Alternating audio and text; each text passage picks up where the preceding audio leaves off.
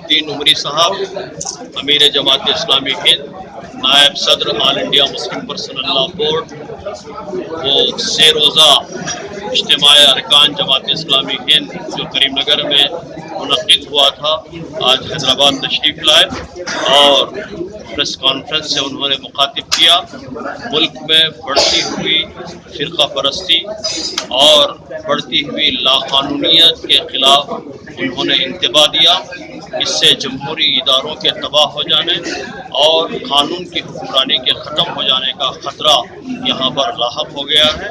इसलिए जो इंसाफ पसंद लोग हैं उनको उठ खड़े होने की ज़रूरत आ गई है कि तमाम लोग जो साफ जहन के और इंसाफ पसंद लोग हैं वो इस नाइंसाफ़ी के ख़िलाफ़ में और जुल्म के ख़िलाफ़ में उठ खड़े हों और रोज़ बरोज़ मॉब लिंचिंग के वाक़यात इज़्तिहाम के ज़रिए, हुजूम के ज़रिए लोगों को कत्ल कर देने के वाक़यात रूनुमा हो रहे हैं।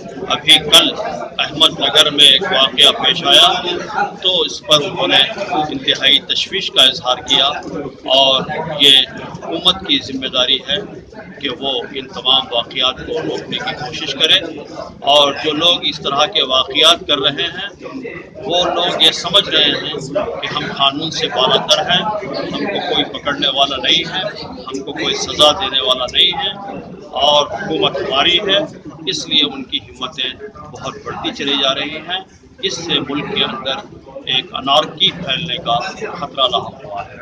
इसी तरह अभी एक बहुत बड़ी तंजीम के सरबराह ने यह कहा कि हमारी फ़ौज और मिलिट्री 6 महीने में जो तैयारी कर सकती है और करती होगी, हम 3 दिन के अंदर ये तैयारी करेंगे।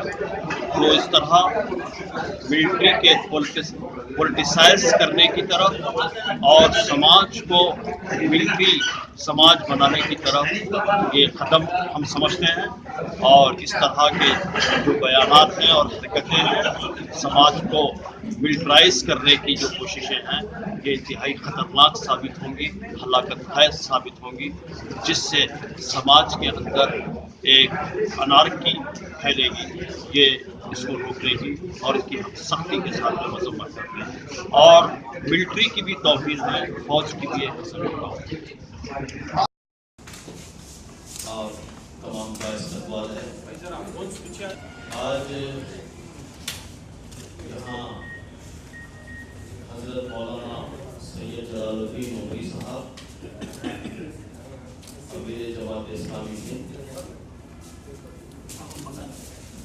और इंजीनियर मोहम्मद सलीम साहब खैरीम जमात इस्लामी हिंद, जनरल सेक्रेटरी को जमात इस्लामी हिंद में खैरीम जमात कहते हैं, ये दो अजीम शख्सियतें हैदराबाद आज आई हुई हैं।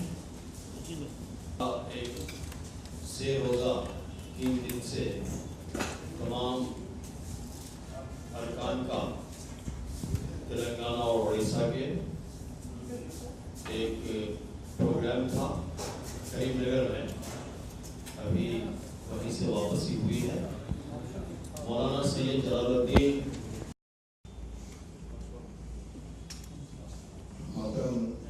अमीर जमात इस्लामी हिंद मौलाना सैयद जलालुद्दीन उमरी साहब, तेलंगाना स्टेट जमात इस्लामी हिंद के अमीर प्रेसिडेंट ब्रदर हामिद मोहम्मद खान साहब और आज की इस प्रेस कॉन्फ्रेंस में मौजूद हमारे तमाम सहाफ़ी जर्नलिस्ट भाइयों, आप तमाम का मैं इस्तक़बाल करता हूँ।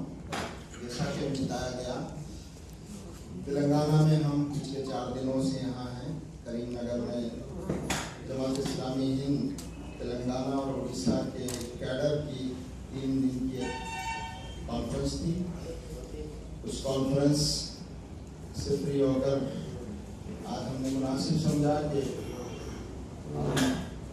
आप हजरात से भी बातचीत करें।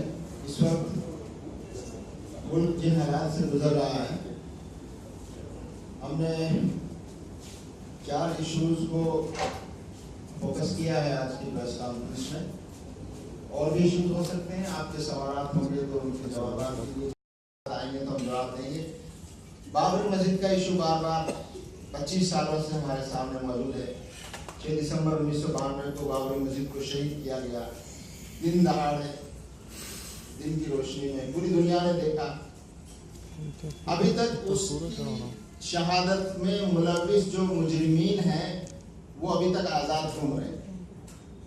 آزاد ہی نہیں گھوم رہے بلکہ ان کو سیاسی طور پر بڑے بڑے عہدے اور منصب بھی مل گئے. اور دوسری طرف اب یہ کوشش کی جا رہی ہے, کورٹ میں مسئلہ ہے, ٹائٹل سوٹ ہے, الہ آباد ہائی کورٹ کے فیصلے کے خلاف سپریم کورٹ میں اپیل ہے. اب کچھ لوگ یہ کوشش کر رہے ہیں کہ اس کو آؤٹ آف کورٹ سیٹلمنٹ کر لینا چاہیے, کنفیوز کرنے کے لیے, ماحول کو اور زیادہ متاثر کرنے کے لیے. مسلم جماعتیں, جماعت اسلامی ہند, آل انڈیا مسلم پرسنل لا بورڈ یہ بات کہہ چکے ہیں کہ کورٹ کا جو بھی فیصلہ ہوگا اسے مانا جائے گا اور کورٹ ہی اس میں فیصلہ کر سکتا ہے.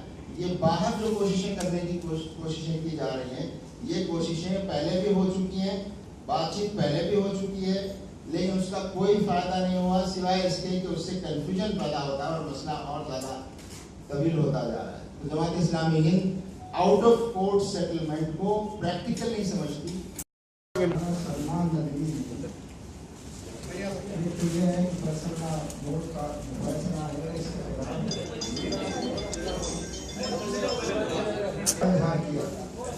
بیٹھ کے لیں گے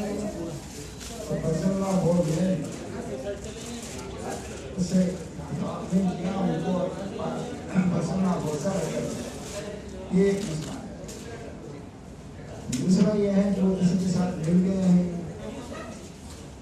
اور وہ کسی نے خرید لیا ہے, اس کا ہمارے پاس کوئی دعویٰ نہیں. کسی پارٹی سے اگر کچھ سے اختلاف ہوتا ہے تو حق ہے کہ اسے واقع کر دے, نکال دے.